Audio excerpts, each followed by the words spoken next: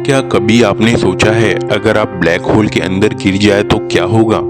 Black hole एक ऐसी चीज है जिसके बारे में अभी तक इंसान ज्यादा तथ्य जुटाने में असमर्थ रहा है।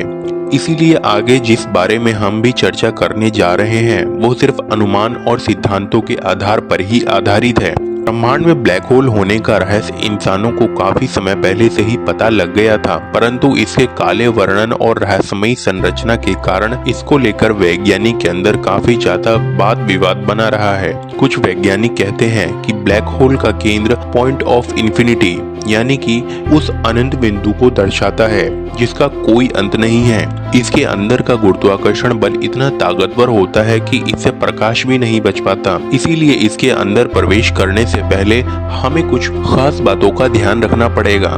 साथ ही जो खास बातें हैं वो हमारे रोंगटे खड़े कर देंगे। कुछ वैज्ञानिक कहते हैं अगर कोई इंसान ब्लैक होल के अंदर प्रवेश करने की कोशिश भी करता है तो उसके शरीर के अंदरूनी अंग ब्लैक होल के असीमित गुरुत्वाकर्षण बल के कारण चारों तरफ से फट बाहर आ जाएगा, जो देखने में काफी दर्दनाक और अमानवीय लगेगा। उदाहरण के लिए जैसे जब हमारा टूथपेस्ट खत्म हो जाता है तो हम जब टूथपेस्ट को फोर्सिबली बाहर निकालते हैं, ठीक उसी तरह हमारे शरीर के अंदरूनी अंग जो जैविक तरल या फिर किसी भी प्रकार का पदार्थ या तो हमारे मुंह या फिर किसी दूसरे रास्ते से बाहर निकल आएंगे। ऐसे में यह अवश्य कहा जा सकता है कि ब्लैक होल के केंद्र तक पहुंचने के बहुत पहले ही हमारी मौत निश्चित रूप से हो जाएगी। इसीलिए अगर कोई इंसान ब्लैक होल के अंदर जाने का प्रयास भी करता है तो उसे ब्लैक होल के ताकतवर गुरुत्वाकर्षण बल को टालने के लिए कुछ बंदोबस्त की आवश्यकता जरूर करनी पड़ेगी। ब्लैक होल के अंदर आपके शरीर को चरम प्रतिकूल परिस्थितियों को समझना। ब्लैक होल के अंदर आपके शरीर को चरम प्रतिकूल परिस्थितियों का सामना करना पड़ेगा। वैज्ञानिक इसे समझने के लिए गुरुत्वाकर्षण यानी कि ग्रेविटी बलों के सिद्धांतों की मदद लेते हैं। जब कोई भी चीज ब्लैक होल के इवेंट ऑफ होराइजन के पार चला जाता है, क्योंकि इस इवेंट ऑफ होराइजन को पॉइंट ऑफ नो रिटर्न भी कहा जाता है, जहां पर ब्लैक होल का गुरुत्वाकर्षण बल इतना बढ़ जाता है, इसकी शक्ति इतनी असीमित हो जाती है तो ब्रह्मांड की कोई भी शक्ति इस इवेंट ऑफ होराइजन के बाद उस चीज को वापस नहीं ला सकती। इस इवेंट ऑफ होराइजन को पार कर प्रकाश भी बाहर नहीं निकल सकती।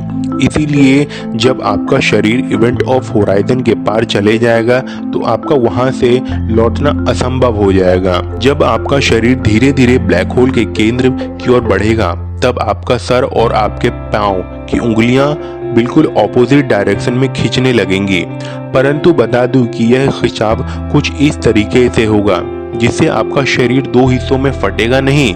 जी हाँ, आपका शरीर पहले की भांति ही रहेगा, परंतु वह धीरे धीरे आपके शरीर की लंबाई अनंत होती चली जाएगी। इस प्रक्रिया को वैज्ञानिक स्पैगेटिफिकेशन कहते हैं, क्योंकि इस प्रक्रिया से आपका शरीर स्पैगेटी में तब्दील हो जाएगी। मित्रों, देखने में यह स्पैगेटी हूबहू चाउमीन की तरह दिखाई देती है, जो आपको उस अनंत समय के लिए खिंचाव करती रहेगी। तो आप जरा भी अंदाजा लगाइए कि आपके शरीर चाउमीन में बदल जाए और वह अनंत लंबाई में तब्दील हो जाए तो कैसा दिखेगा।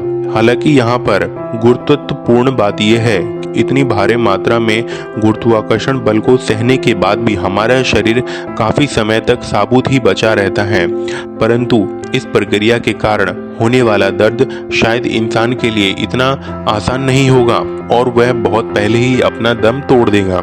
वैज्ञानिक का मानना है कि इंसानी दिमाग चरम प्रतिकूल अवस्था में अपने आप काम करना बंद कर देता है और इसके अंदर मौजूद कोशिकाएं स्वतः विघटन होने लगते हैं। इसी वजह से जब आपका शरीर स्पैगेटी बन जाता है तब आपके दिमाग के अंदर मौजूद कोशिकाएं खुद व खुद नष्ट होने लगते हैं। इसी वजह से आप तुरंत बेहोश और तत्पश्चात आपकी मृत्यु हो जाती है। मरने के बाद हमारा शरीर धीरे धीरे सूक्ष्म कणों में विघटित होने लगता है। यह सूक्ष्म कण बाद में मौलिक कणों के परिवर्तन हो जाता है। मौलिक कणों में परिवर्तन होने के बाद आखिर हम सिंगुलैरिटी को प्राप्त करते हैं। सिंगुलैरिटी की अवस्था में हमारे शरीर के मौलिक कण अति से अति सूक्ष्म हो जाते हैं, यानी कि एक फोटोन से भी छोटे। यहाँ ध्यान रखने वाली बात यह भी है, एक बार सिंगुलैरिटी को प्राप्त होने के बाद कोई भी चीज अपने मूल अवस्था में नहीं आ सकती। इसीलिए एक बार हमारा शरीर सिंगुलैरिटी को प्राप्त हो गया तो हमारा अस्तित्व इस ब्रह्मांड से हमेशा के लिए खत्म हो जाएगा और दुनिया की कोई भी शक्ति पुनः हमें जीवित नहीं कर सकती। हालांकि सिंगुलैरिटी का प्रभाव ब्लैक होल के आकार पर निर्भर करता है। अगर आप हमारे सौर मंडल के आकार जितने ब्लैक होल के अंदर गिर जाते हैं तो आपके शरीर की मूल संरचना बनी ही रहेगी, परंतु अगर यह ब्लैक होल अगर आप किसी सूर्य या फिर उससे विकराल ब्लैक होल के अंदर गिर जाते हैं तब आप वहां पर सिंगुलैरिटी की अवस्था में चले जाएंगे, जो कि एक घातक होगा। तो दोस्तों निष्कर्ष हमें यह पता चलता है कि ब्लैक होल के अंदर गिरने के बाद आपके साथ, तो दोस्तों अभी तक हमने चर्चा किया कि ब्लैक होल में गिरने के साथ हमारे साथ क्या होगा। हमने ऊपर ब्लैक होल के अंदर गिरने के बाद आपके साथ क्या होगा इसके बारे में चर्चा किया, परंतु अभी तक हमने ब्लैक होल के केंद्र तक पहुंचने के बाद क्या होता है इसके बारे में कुछ भी चर्चा नहीं किया। इसीलिए चलिए एक नज़र उस पर भी डालते हैं। तो क्या होगा जब आप ब्लैक होल के केंद्र में पहुंच जाएंगे।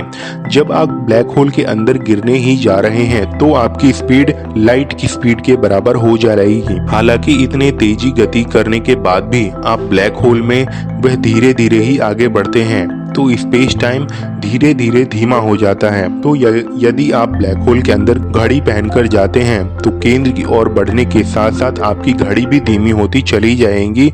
आप ऐसा प्रतीत करेंगे, आपको ऐसा लगेगा जैसे समय थमता जा रहा है और एक पॉइंट ऐसा आएगा जहां समय इतना धीरे हो जाएगा कि वहां पर एक सेकंड भी बहुत लंबा लगने लगेगा। यह बात ब्लैक होल के बाहर खड़े इंसान को ज्यादा तरीके से पता चलेगा। यह सारी की सारी चीजें टाइम डायलेशन को दर्शाती है। इसके वजह से ब्लैक होल के अंदर पहले से गिरी हुई चीजों को आप देख पाएंगे। वैसे इन्हें देखने के साथ साथ आप उन चीजों को भी उनके गिरने के समय में भी देख पाएंगे जब वह गिरा था। इसके बाद अगर कोई चीज ब्लैक होल के अंदर आपके गिरने के बाद गिरती है तो भी आप उस चीजों को बहुत आराम से देख पाएंगे। तो मित्रों आशा करता हूँ यह वीडियो आपको अच्छी लगी।